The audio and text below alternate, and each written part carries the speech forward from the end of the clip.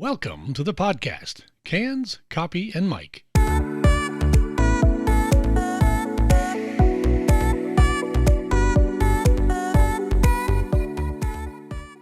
place to listen in as successful people talk about their lives, their professions, and the happiness they get from both. Cans, Copy, and Mike visits with people like you, everyday folks that found success or do interesting and exciting things. Doers, people that accomplish things. Other podcasters focus on politics, comedians, athletes, and other national newsmakers, and they do a darn good job of it. Our niche is to highlight everyday Americans who interest us and maybe enlighten us as well. Put on your cans, because here we go.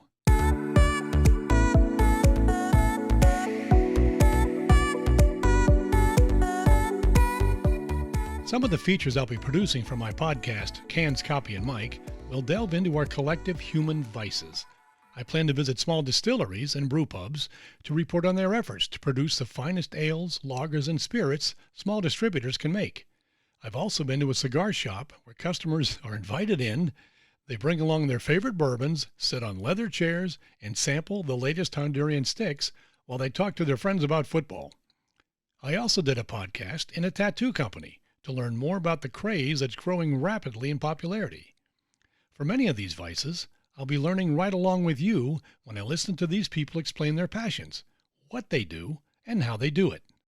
In today's podcast, I visited a vape shop called Illadelph. It's run by a young man named Chris Green. It features ornate Heady Glass bongs and pipes, some costing in excess of $10,000. Vape shops are controversial businesses. Health organizations are anti-vape, but using these products is legal. Illadelph is located in Pennsylvania, so Chris can't sell customers a nickel bag of pot to go along with their bong. Now, if his shop was located in Colorado, he could. Illadelph offers various kinds of flavored tobacco and oils, none containing THC, the principal psychoactive ingredient in cannabis. But virtually every product Chris offers to customers can be used with anything that can be burned in the bowl. Many of the bongs Chris sells are stunningly beautiful, artistic, lovely, and intricately designed vibrant pieces that would be at home sitting in an art gallery. But none will, at least not in the near future. Bongs haven't really made it into the mainstream for most people, though the interest in them is growing, especially with the laxing of certain legislation and the mounting evidence of the positive effects of marijuana use for therapy. I don't spend a lot of time in head shops or a vape shop like Chris's. Well, who am I kidding? I don't spend any time in either, but I was curious about vaping and the rising acceptance of marijuana usage in America. This podcast reveals my ignorance on that subject. Chris taught me a good bit about bongs and the products people are allowed to put in them. I hope you can learn something too. When I walked along the street, I saw the name of this of your place. Illadelphia, is that correct? Is that how it's pronounced? Illadelph. Illadelph. Is that because of the Philadelphia, New Jersey connection that you have? Yeah, so the company got its start in Philadelphia, and its warehouse is in Manayunk, which is like within the city limits. So, and the company's name is actually based off of an old rap album by The Roots called Illadelph Half-Life. Okay. So yeah, so it is like, it's pretty much Philadelphia with just the end of it, taken out. Gotcha. All right. So we walk into the store, and all right, I'll admit I'm a newbie here. I don't know what a lot of this stuff is. So tell me, what do you market here? What do you sell? What is all this merchandise? What are the different kinds of merchandise you have here? All right, so we sell smoking products and smoking accessories. Basically, you can get tobacco, you can get vaporizers, CBD, hookah, which is kind of like a Middle Eastern tobacco, and pretty much anything you'll need to smoke or vaporize out of it. Okay, CBD you said? Yes. Do people have to have prescriptions when they come in here for any of your CBD products, or is No. It's all over the counter? Yes. It's over the counter. Well, when I look at what this store, I'm amazed at the incredibly beautiful sculpted glass you have here. This is museum quality work. Yeah, actually, it's funny. So a while back in the early 2000s, because our industry is kind of shunned by the mainstream glass blowing industry, a couple glass blowers actually managed to, get their piece in a museum and get it appraised. Oh my gosh. Well, Yeah. well, tell me about the appraisal. This one here, I talked to your employee Quint, and he said that pipe right there is $13,000. Yes. So here's the thing: any pipe is going to fall in what I like to, put into a spectrum. So some people will see it just as a pipe. Other people will see it as a piece of artwork. Well, Yeah. I see here, it looks like a shoe. I see a lot of little faces on it. And part of it looks like a slipper, a shoe, a choo-choo train. And it is incredibly colorful. And it's just, I don't even know how this was made. All right. So this was actually a collab between two artists. You have Hoobs, Adam Hooberry, or you have Tack, who goes by Aquarius. So the shoe is kind of his style. A lot of artists will have their signature style, Yes. whether it's sculptors, painters, or whatever. So the shoe is kind of his style. And with Aquarius, it's those little chappies. Ah, those little faces, correct? Yes. Okay. So- those cats or something, or just? It's They're a little- chappies. Yeah, it's a little Japanese character. Ah, I'm not okay. too sure about the character itself, but Gotcha. that's just, his style. Well, obviously, students that are from Japan that come over here would recognize that right off the bat. Yeah. And students from Japan might actually be able to afford that. Yeah, I say the students that come over here, they say, yeah, they're pretty loaded. But, pieces like this will go to, collectors. They'll use it, a few times. They even have, their own displays similar to what we have. So, it's just, again, every pipe isn't for everybody. Again, and there's no problem if you can't come in here and afford $13,000 on a piece. But for the people who can, that's why we carry stuff like that. We also carry stuff, pretty much across the spectrum, which is why it's all in one.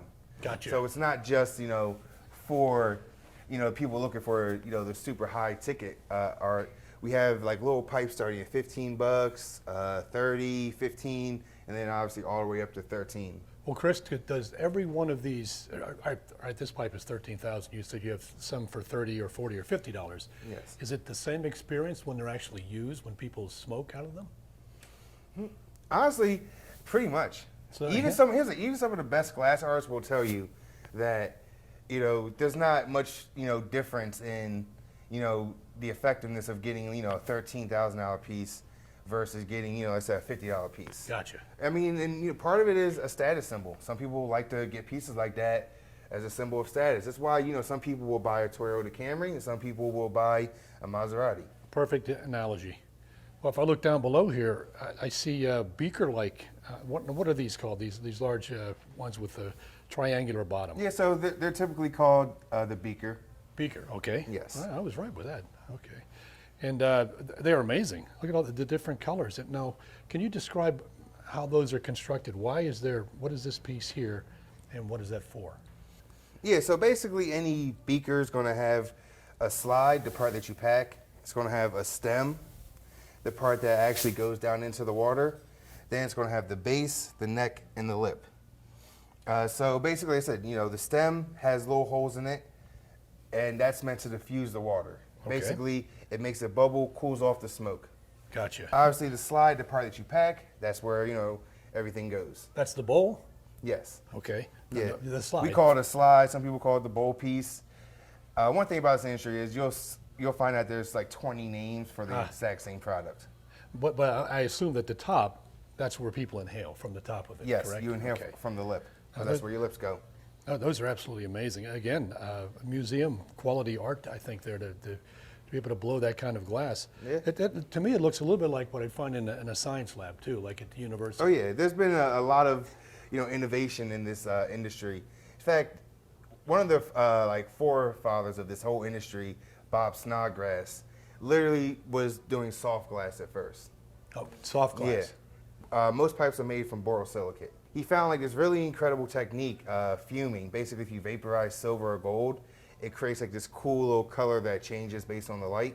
Oh my gosh. The original mission is reimagining what a pipe is. So it doesn't just have to be a corncob pipe or a wooden pipe. As you see, we got all types of, obviously the boot. You have from BFF, the mouth breather. Oh my gosh. You have It's literally like a spaceship. You literally have a Yoshi, a cup. Huh. Some are very simple, but they're still ornate. What is burned? What product is put in these pipes? Well, in this state, you can burn CBD, you can burn tobacco. You can't burn cannabis quite yet because even though it's medically legal, in PA you have to vaporize it. Well, but what about other states like Vermont, maybe New Jersey, or are you allowed States to do where anything? it's recreationally legal, you can do whatever you want with it. You can, you Okay. know, put cannabis in it, tobacco. Well, Chris, is that why your industry's growing, you think? Is it because of the changing laws? I think changing laws, yes, and I think that's opening more people up to this whole industry in general, cannabis, pipes, because there's less of a taboo nature to it now. You know, now that, you know, you see like some of these dispensaries, they look and operate like an Apple store. They do. You know, yeah, so it's no longer like, you know, just some guy on a corner or, you know, someone that you have to go through that's real shady. You know, these are legit businesses with tax identification numbers, addresses, Google reviews. Well, looking at your shop, it's very upscale. I can see what you mean by that. It does look, well, I don't know if it's an Apple store because it's much more colorful than that, but Yeah. I see that. So I would say it's just the general nature. It's like, again, I said, whereas, you know, 20 years ago, like say, you know, this was, you know, very frowned upon, you know, completely illegal, and the only way to get it was through the black market and, you know, some, you know, people that you may or may not have trusted, you know, and then just, you know, the way it was painted too. You know, it was painted as like, oh, reefer madness and Gotcha. everything. So people did not understand it entirely, did they? Exactly, yes. And there was actually a point in time where blowing these was illegal in of itself. That's These why, like, beautiful pipes. yep, that's why like that guy Hoobs is one of the first guys involved in it, which is part of why they command the price that they do. So like there was this back in the 90s, it was Operation Pipe Dream, where basically the DEA came to the people who were blowing glass, which at the time were only a handful, swooped up all their merchandise, all Oh their my bank gosh. accounts, threw them in jail. But now that, you know, the laws are more lax on that, more lax on the cannabis side, you It know, is a personal choice. yeah, People don't have to do it, do they? They don't have to do it, but again, it's like alcohol. You know, not everyone has to drink. There's right and wrong times to drink. You know, of course, you know, if you're at like a New Year's Eve or a Christmas Eve party, Yep. you know, it's not the worst thing in the It world. will to happen, Have yes. some eggnog. But, you know, if it's, you know, 7 a.m. and you're getting ready for work, maybe not the best time. Well, so I would have to think, because of what you said, if the artists were being actually rated, you would not have had this quality of glass that we have now. It's come a long way because, again, going back to the boot, Hoobs, he taught other people how to blow glass. And then, you know, obviously when you have, you know, pretty much masters and apprentices, Yes. you know, the apprentices learn from the master, then put their own twist on it. So then things just keep growing, more minds get involved, and then, you know, the industry grows from there. Well, so you mentioned that that is becoming more acceptable. Describe your customers. Tell me who comes in here. So that's honestly changed over the last few years. Whereas, you know, typically, I guess the stereotype would be, you know, just like some college students or things like that. I get people all over the place, you know, pretty much nowadays, as long as you're over 21, I get from 21, you know, people in their mid-30s, people in their 40s, 50s, 60s. So, Interesting. Yeah. Well, so- what would someone in their 60s? Why do you think they'd be part of this? Is it because of their college days back at Berkeley, or is it something else?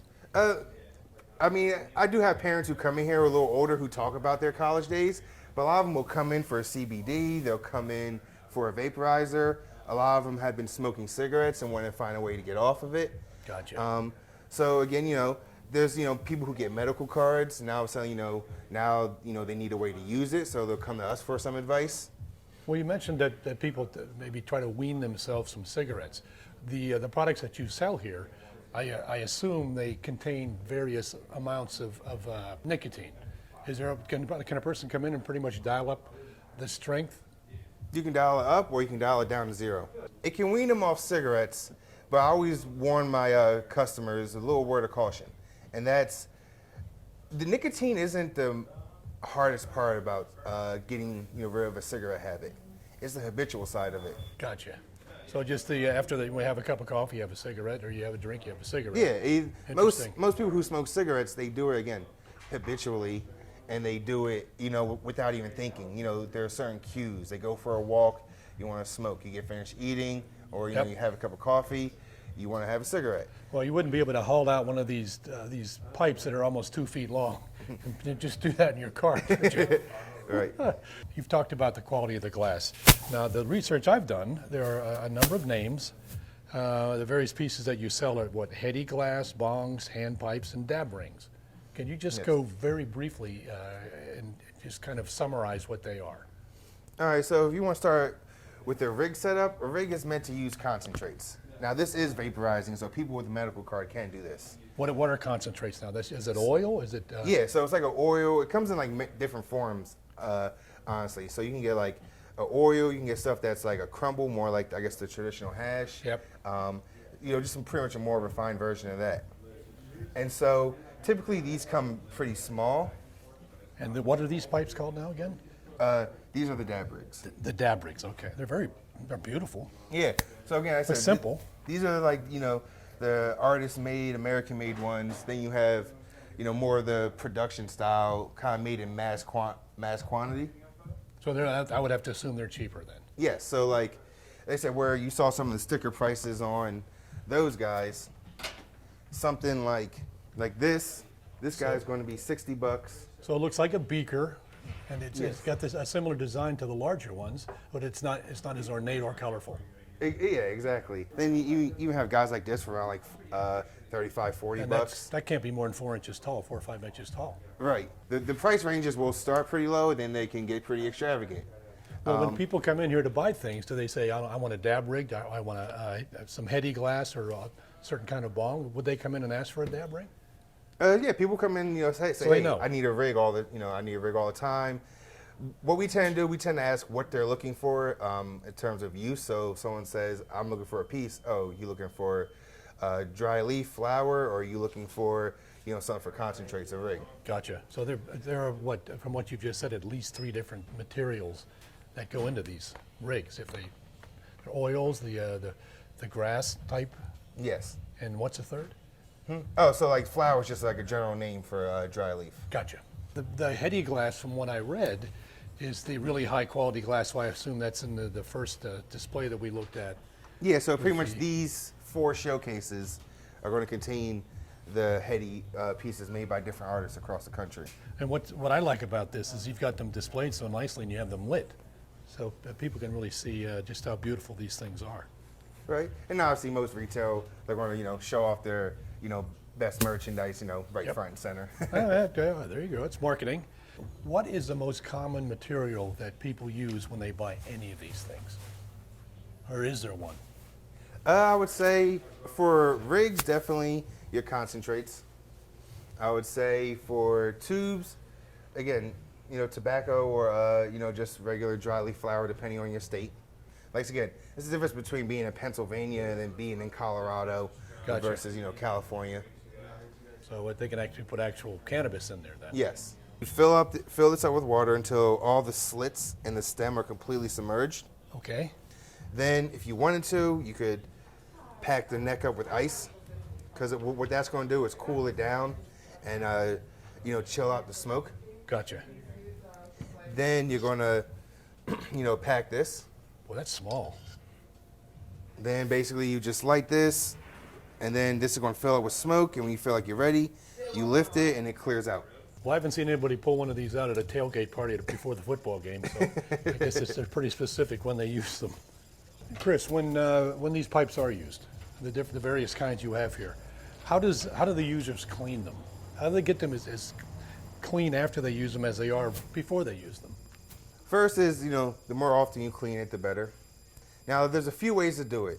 There's the classic home remedy of isopropyl alcohol, anything over 90%, and then kosher salt. Kosher salt. Yes. Interesting. So basically what the salt does is the salt's going to knock everything off, and then the alcohol is just going to break it down. So basically you would put both into a piece, shake it around, let it do its job, pour it out, maybe rinse out with some water afterwards, and then just kind of let it air out and dry for a little bit. Then you have, the compounds we sell, which you are have cleaning kits here. Yeah. So these are kind of more tailor-made. So you have like the most popular one, the Rainey's Black Label. That's good. That's pretty much the salt and alcohol solution, just refined. I would say it's about the same, just a lot faster. Then you have more specific cleaners. Like you have this one called Grunge Off. It's a soaker. Grunge Off. Yeah. So basically, you'll pour that into a piece and then let it soak for a couple hours. Then just dump it out, rinse it, and then again just let it air out and dry. Then you're good to go. So if a person hasn't been cleaning their bong often enough, they might have to resort to that, huh? Yeah. Again, the longer you wait to clean it, the harder it is when you finally get around to I bet it. it is. Yeah, it's bong water. I think that's got a history all of its own. I see you have a lit display here of slides. So are these to replace maybe one that's broken, or are they just more ornate so people buy them? Or are they larger? Is there a difference in size? Also, all of those? Yeah, all of those. So sometimes someone breaks one, they want to come in and replace it. Sometimes like you saw that one you said was pretty small. Sometimes, if you want a bigger pack, you can choose from a bigger pack. Sometimes you just want something that maybe matches your piece a little bit better. So like some of those like ones with more color, the green, the blues, the amber, you might, say, I want, something, maybe like that pink one that'll match it a little bit better. More ornate. Exactly. Well, this could also dress up a pipe that's pretty, or that's pretty average, like just glass. That'll give it a little sex appeal, huh? Yep. So again, there's multiple reasons why someone would buy a different piece. Sometimes people will have multiple just because they don't feel like cleaning them out so often, so they'll just swap them out. Because that can be put in a dishwasher, can't it? I wouldn't put it in a dishwasher. So again, that's like one of the cleaners that we sell is more geared towards like the smaller slides and accessories. Okay. And if you want to use the home remedy, what I do to clean out my slides, you'll just put the salt and alcohol solution in like a Ziploc or Tupperware container, and then just seal it, shake it around a little bit, it'll get it clean. Let it sit. Okay, you mentioned what you do with your slides. So what is your favorite product? So I personally, I'm sure it's legal. So. yeah. So I personally, I like the more traditional pieces. Well, Now- I mean, what do you smoke? Me, I smoke CBD flowers. CBD flower. Yes. And now I see a bunch of pipes over here. Am I calling it the right thing? Are they pipes? Is that- Yep, or is yep, they're all pipes. They've got the name, so your brand name is on them, and they're fairly ornate as well.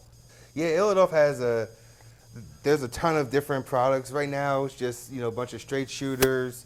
Some of them more custom one-of-ones.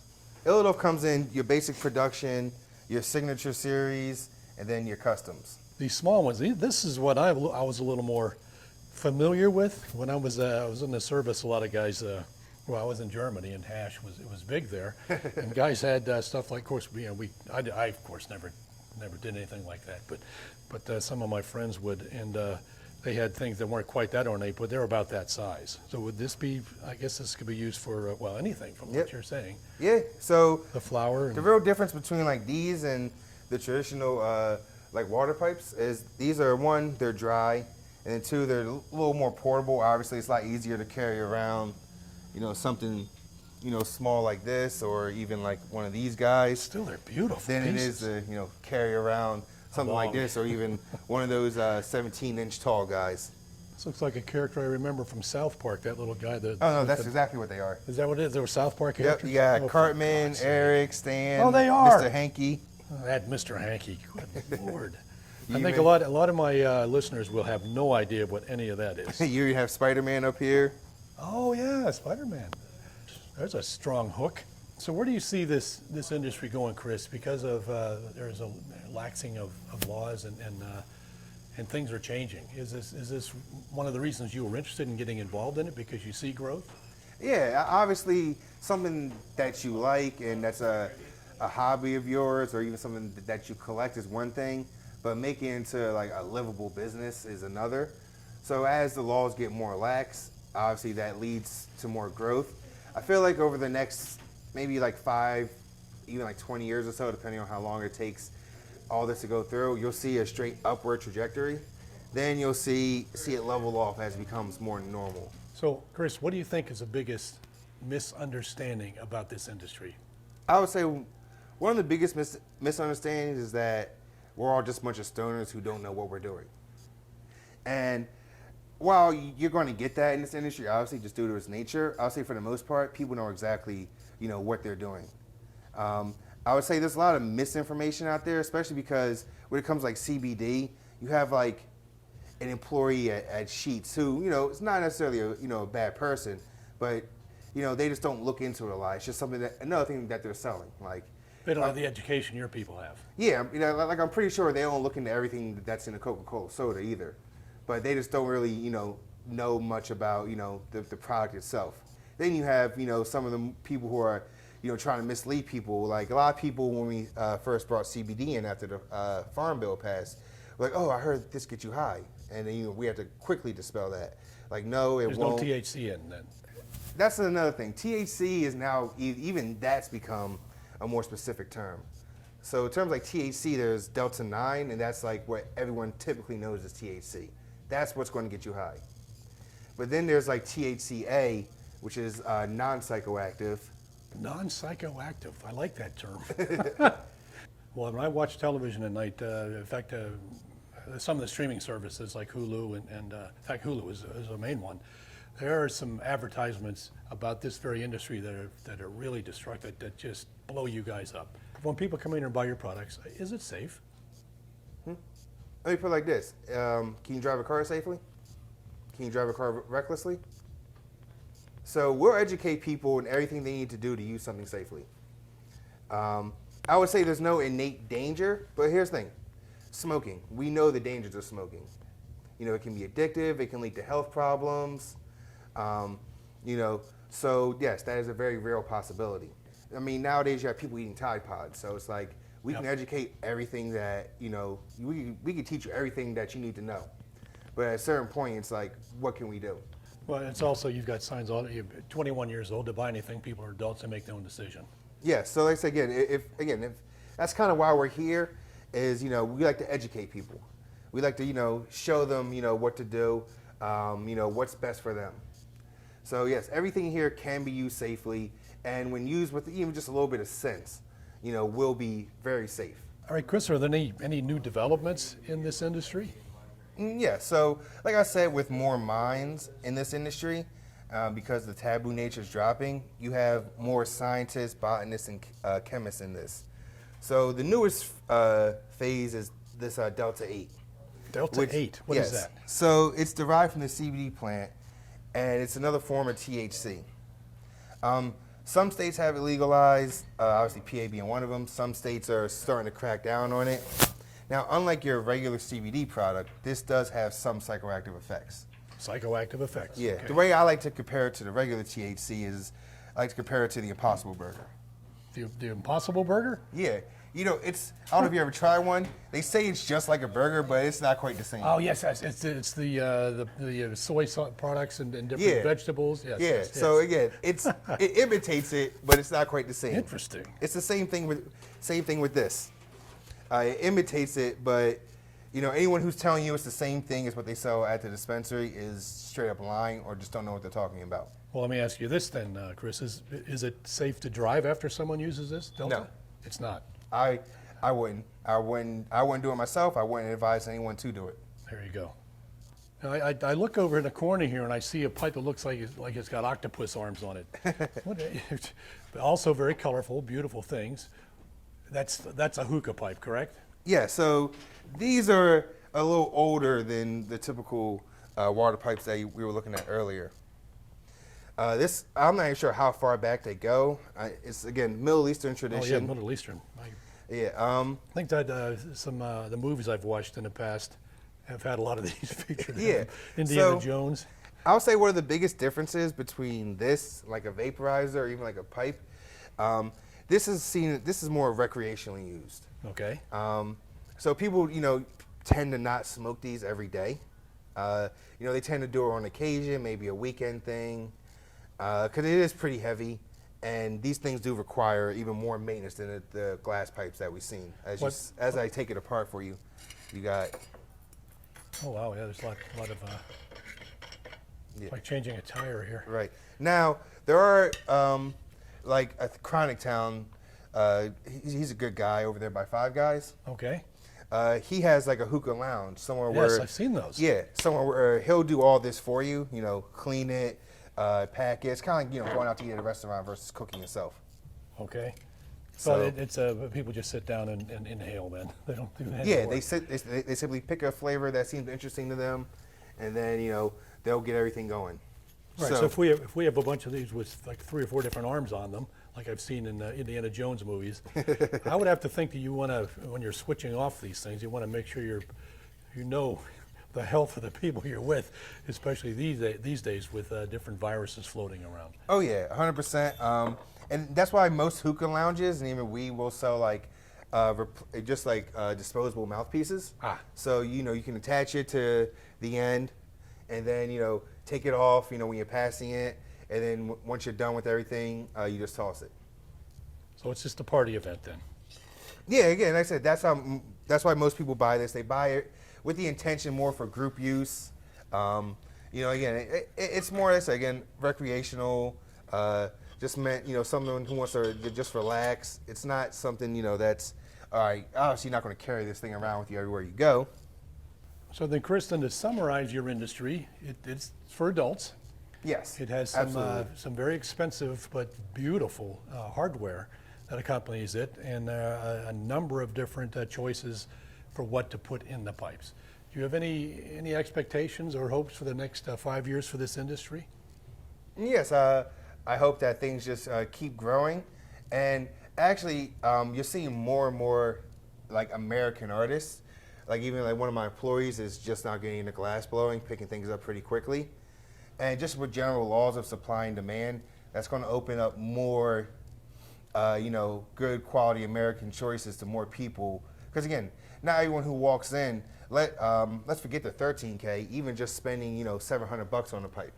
That's a lot, especially that's a lot of money. Especially someone like you comes in, you don't really know much about it unless you're just a millionaire who has money to spend. But if you're just an average person, you're like, well, that's a lot to spend for something I know nothing about.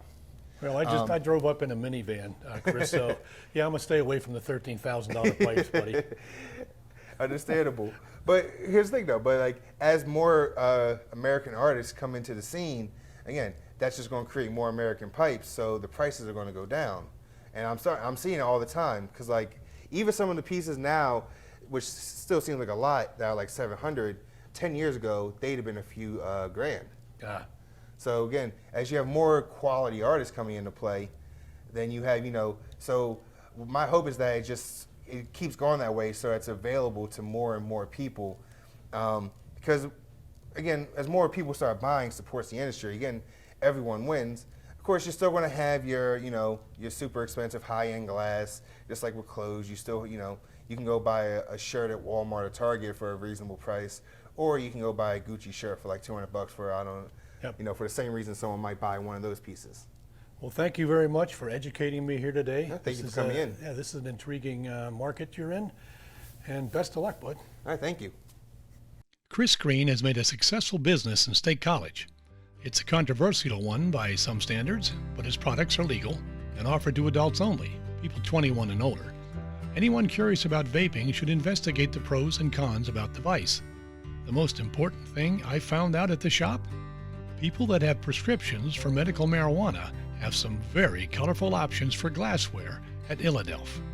To see pictures of Chris and his shop, Illadelph, go to my website, canscopymike.com. You'll see him and his vast collection of glass bongs. I encourage you to send me comments about my podcast on the website at michael@canscopymike.com. Let me know if you have a suggestion for a guest I can interview for my show. Remember, I want interesting people that do interesting things. Talk to you next time on Cans, Copy, and Mike.